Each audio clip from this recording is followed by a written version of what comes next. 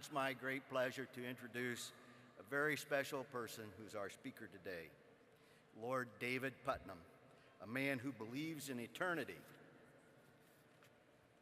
As a filmmaker, a career he pursued for 30 years, he didn't go in for simply dazzling people with special effects. Special effects films come and go, he once said. That's fashion.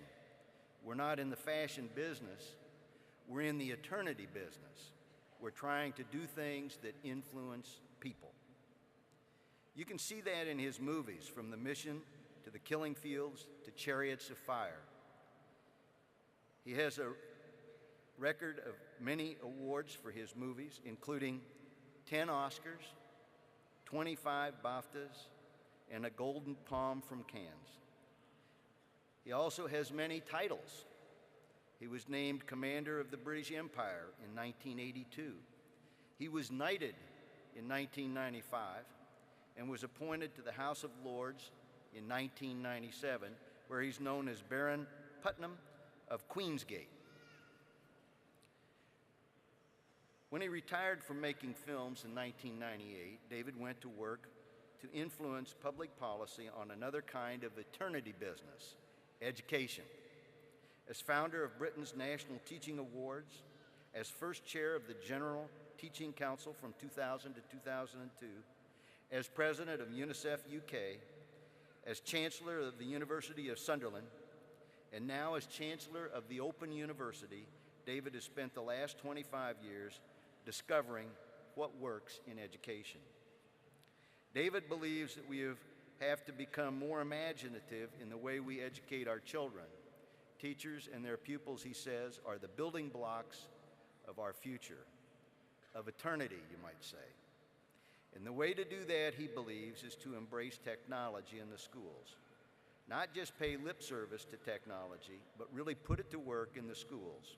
He wants children to learn more and learn more effectively during the time they spend in the classroom, so that in the end, they become well-informed and productive citizens of the world.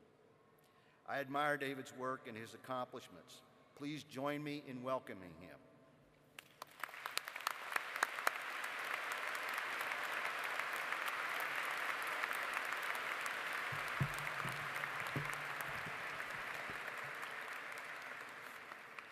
Thank you very much, Dean Porter.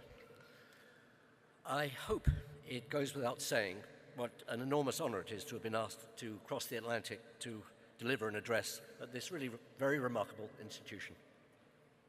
As someone who's been attending and participating in ceremonies such as this for over 30 years, I never cease to be moved at the privilege of sharing one of the most significant and joyous days of your life.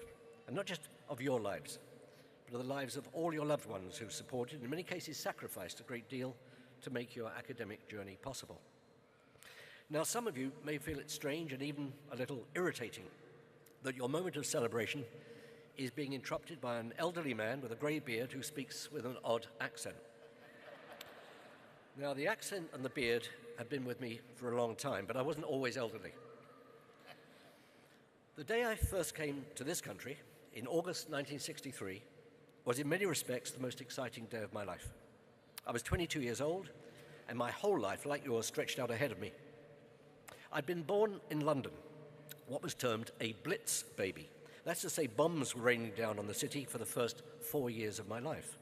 My mother, my sister, and I slept each night in a variety of air raid shelters. And I was almost 5 when I met my father for the very first time, as he heroically returned from serving in the army overseas. Now, I only mention this by way of explaining that for any child growing up in fairly dismal post-war Britain, the United States was the source of all of our future hopes and dreams. And I wasn't disappointed. Those first few weeks formed an indelible impression upon me. It was almost as if I were coming home. And in a cultural sense, I was, because the movies and the music that have formed the soundtrack of my life originated in what I perceived to be this land of amazing opportunity. So much so that today I still have to describe myself as, spiritually at least, an Irish Anglo-American. The country I arrived in 1963, felt very young. And as if to prove it, there was this equally young and exciting president, John F. Kennedy, who just faced down the Russians over the Cuban Missile Crisis and was touring Europe talking about change and the future in a political language that my generation could excitedly understand and respond to. 3 months later, he was dead, and I was devastated. In a sense, almost 50 years later, I'm still devastated. The roller coaster ride of the 60s followed, combining the euphoria of a cultural revolution with the catastrophe of Vietnam and the deaths of those other two pillars of hope, Martin Luther King and Robert Kennedy. So I stand here before you today very, very conscious of being, like your parents, or in some cases your grandparents, one of Kennedy's children. Well, in the intervening years, what have I learned? This may or may not surprise you, but the overwhelming lesson has been the importance of retaining your dreams and the power of hope and resilience, the type of hope and resilience that make those dreams possible. On November the 22nd, 1963, I sincerely thought the world, certainly the world as I believed it could and should be, had come to an abrupt end. And no sooner had I dragged myself back into a renewed state of belief than the assassination of another Kennedy, together with that of Dr. King, flung us back into the abyss. Soon afterwards came Watergate, and for many in my generation, all remaining trust in the political system began to evaporate. Coming off the depression of the 1930s, John Steinbeck, one of this country's great literary heroes, must have felt much the same when he sat down to write his monumental work, The Grapes of Wrath. And yet within it, you find an extraordinary passage, one which I'd like to share with you. He said, "This you may say of man. When theories change and crash, when schools, philosophies, when narrow, dark alleys of thought, national, religious, economic, grow and disintegrate, man reaches, stumbles forward, painfully, mistakenly sometimes, but having stepped forward, he may slip back, but only half a step, never the full step." Now, I think John Steinbeck was right. We do just keep coming forward, even if it is only a half step, constantly overcoming obstacles and somehow finding it within ourselves to not simply cope, but to advance scientifically, technologically, even ethically, towards a better understanding of the deficiencies of unrestricted material growth. Now, crucial to this understanding is your own chosen field, that of education. My own countryman, the scientist and novelist H.G. Wells, was probably more right than he could have imagined when almost 100 years ago, he predicted that the future of civilization would be a race, as he then put it, between education and catastrophe. But he went on to say this: "Let us learn that truth and spread it as far and as wide as our circumstances allow."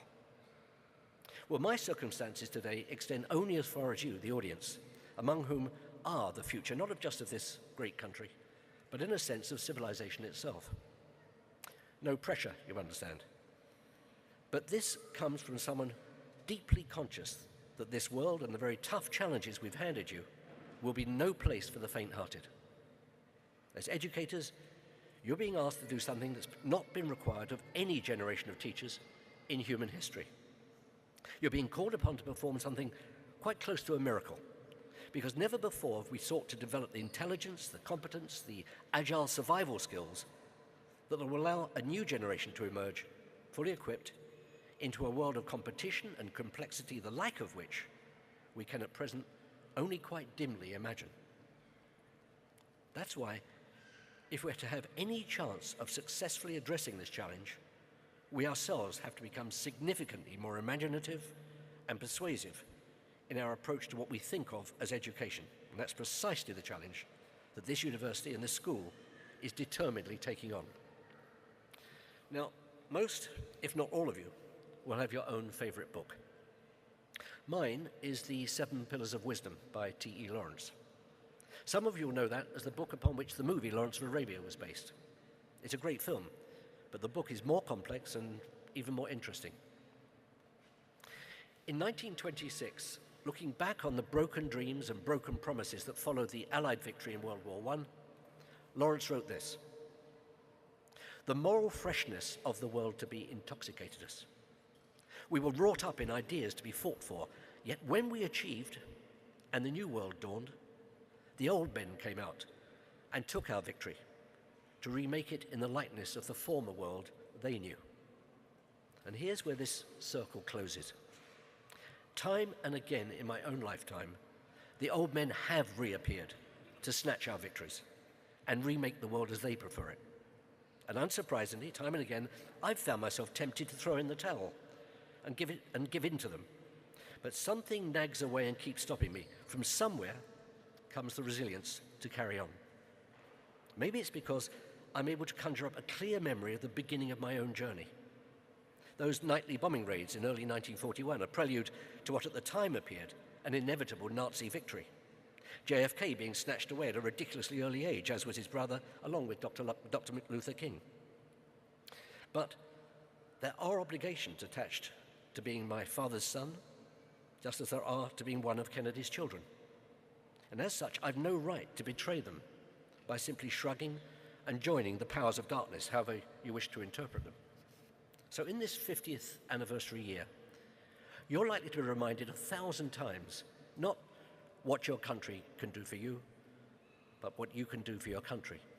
Now, many of you will hopefully come to the conclusion that you too are Kennedy's children, and that in this deeply interconnected era, that challenge extends well beyond what you can do for your country, but to the service that you can offer to the whole of humanity. It only remains for me in warmly congratulating you on your achievements in graduating from this incredible institution to wish you all the luck in the world in making your own and the dreams of many, many thousands of other young people come true. Thank you for listening to me.